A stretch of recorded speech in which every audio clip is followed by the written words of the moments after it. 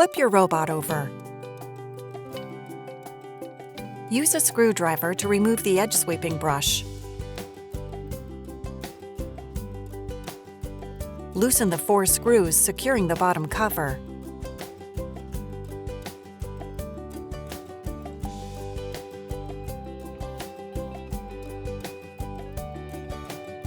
Then remove the bottom cover. Press the bin release button and remove the bin. Twist the robot's filter a quarter turn, then remove. Lift off the 3 drip points.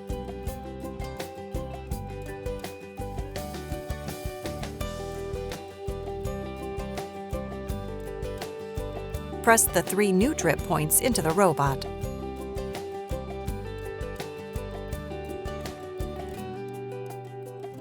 Install the new filter.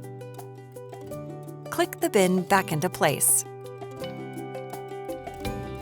Replace the bottom cover and tighten the 4 screws, making sure the bottom cover is flush with all sensors. Replace the edge sweeping brush and tighten the screw. And that's it.